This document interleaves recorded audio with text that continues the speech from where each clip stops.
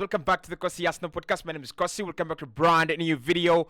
This is the latest Arsenal news and transfer news as well. Now, a source very close to Napoli has indicated that Arsenal are willing to make an offer for Victor Osimhen later on in the coming days, and that offer is not going to be 130 million. However, Napoli will explore the deal and they will look at the pros and cons and evaluate whether that will be a very, very good deal for them. We're going to be diving into the Victor Osimhen paradox. It's a very interesting one because Napoli have to sell Victor Osimhen in order for them to buy players this summer, and of course they have a new coach in Antonio Conte who wants Romelu Lukaku as the new striker at the club. Should Arsenal and could Arsenal find a loophole in the Napoli release clause, and could we be able to sign him this summer? Hit the like button, subscribe to the channel as well. Like I said, it's a very interesting summer for Arsenal. We are looking to bring in forwards, we're looking to bring in midfielders, but we are not going to be pressured and pushed into paying prices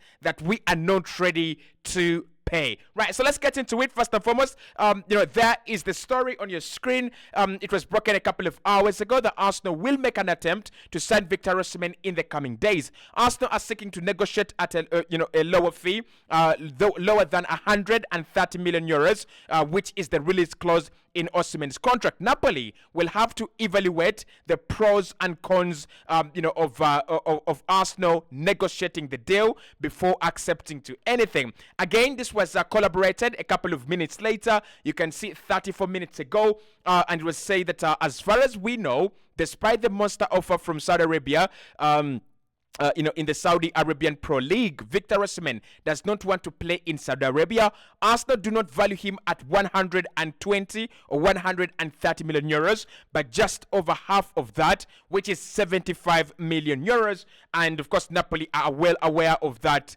of that valuation by Arsenal, and they will be able to evaluate and see whether, Arsenal could get him or that is still very low. Interesting stuff right from Italy. Now, obviously, the Benjamin Sesko deal has sailed on. That one is gone. It's over. It is not happening. Joshua Zirkzee, that is also sailed on.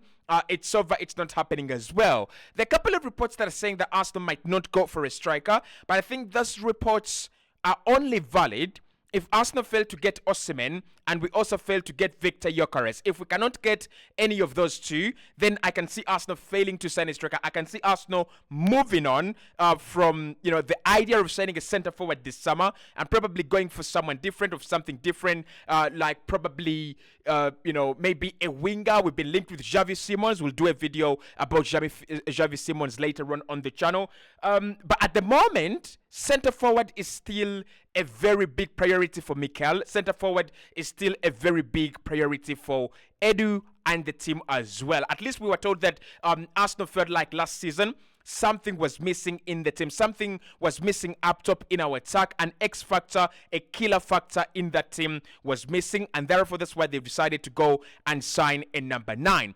Of course, that means that all the reports that have been reporting that Arsenal were looking to sign a number 9 because of Benjamin Sesko, that is a lie. I mean, it was before Arsenal entered the market that they thought they would sign a striker, not after Arsenal had entered the market and looked at Benjamin Sesko. Now, Victor Osimhen is quite an interesting profile, but I don't want people to forget this. Arsenal wanted Victor Osimhen in January. Arsenal wanted Victor Osimhen before January. Arsenal have been looking at Victor Osimhen alongside Chelsea. And I've always said that the one reason why Arsenal might fail to get Osimhen, we thought that he was going to choose Chelsea. And we thought that he was going to go to Chelsea because he's got that connection to Chelsea, be it him being a Chelsea fan. And it was always felt like Chelsea were ahead of Arsenal in the Victor Osimhen deal. But that is actually not true at the moment. Chelsea look like they have let go of the situation unless Chelsea are going to wait for Arsenal to negotiate the price down for Victor Osimhen and then probably come back and hijack the deal. Apart from that, Chelsea are not negotiating for Osimhen. They're actually looking at John Duran at Aston Villa. They're trying to do a swap deal between them and Villa, and let's see what happens on that end. If they get John Duran, so probably that means that Arsenal will be the only team on Victor Osimhen. So I was talking to Glenn last night, and that video has come out today. Beautiful, beautiful discussion around Osimhen and a couple of other discussions. Make sure you go and watch Glenn's channel on everything Arsenal. Glenn kindly. We were talking about him, Osimhen, and I said this is a deal that is going to be done later on in July or later on in August. The one thing we know is that it's 100%, we are 100% sure that Osimhen is going to be leaving Napoli. Either he goes to the Saudi Arabian Pro League, either he goes to PSG, either he goes to Arsenal in the Premier League, or he joins any other team. He's going to be leaving Napoli. There's no question about that. They have a very good, they have a very bad relationship with the player. They racially abused him last season on his on their social media accounts, and he was not happy, and he was actually not going to sign a new deal. So there is a guarantee that he leaves this summer. There is a guarantee that they have to sell him this summer. The only thing we do not know is how much are they willing to reduce on that release clause, which I think, by the way, I've said this before, it is stupid to have a player you actually, a player who's going to leave. Why would you sign a new deal if you know this is not the future? If you know Napoli are not your future, why would you sign a new deal? It was very, very crazy and very stupid from Victor Osimhen and his entourage. But this is where Arsenal benefit from this, and this is where Arsenal have an upper hand and an upper advantage. Osimhen is surely leaving. How many clubs are interested in Osimhen right now? I don't think that there are more than 3 clubs that are really interested in Osimhen. When Sesko didn't happen, that meant that Manchester United were heartbroken, Arsenal were heartbroken, Chelsea were heartbroken, and maybe a couple of other clubs that were looking to, swindle him away from RB Leipzig. They were heartbroken, right? But Man United are not going to turn 80 million for Osimhen now because they have missed Sesko. They already have Rasmus Højlund, who I thought had a very, very good game against Hungary. Was it Hungary or Slovenia? I think Slovenia, right? So he's a good striker. And I don't think Man United are looking for an 80 million pound striker or a 90 million pound striker. So Man United are out. Chelsea, as we have said, they're out of it, and Liverpool are out of it as well. Tottenham are quite an interesting prospect. But I think when you think about Osimhen, he will want to play in the UEFA Champions League, and his wages, I don't think Tottenham are going to give him 200k a week, which Arsenal will be in position to pay. So Napoli find themselves in a situation where they have a merchandise that they are overpricing. I'm sorry to call a player a merchandise, but I'm trying to use the market terminologies. They have a player they're trying to sell, but there are not so many clubs that are really willing to pay that how much they are looking at, right? So they have to evaluate. Arsenal are looking to pay around 75 million euros for Osimhen. Now, I think that is a very good price, but Arsenal will have to up it a little bit. I don't think Napoli are going to agree to lose him for anything less than 70 million pounds or 75 million pounds. And for me, the real price for Osimhen is around 70 to 80 million pounds. Around there, that is the deal. I mean, Haaland cost around 70 million pounds. Obviously, if you add whatever add-ons were added, then it's a crazy deal. But in terms of the transfer fee, that was 70 million pounds. And I think Arsenal can afford 70 million pounds. I think Arsenal can afford 75 million pounds for Victor Osimhen. He's a young profile that we do not have, a player in his prime, and he's a proven goal scorer. If you tell us that we are going to pay 80 million, I am rest assured Arsenal are going to go and do this deal, right? 100%. So Napoli have to listen. And this is in our favor, and this is a deal that Arsenal have to work on in a way that we cannot allow other clubs to come in, because the moment other clubs come in, the price is going to go up. I don't know how we do it. We either do it a little bit quickly, or we do it in a way that shows Napoli, we are your only resort. We are the only option you have. If you don't want our money, we are actually going to go away. I think Napoli have started being desperate a little bit.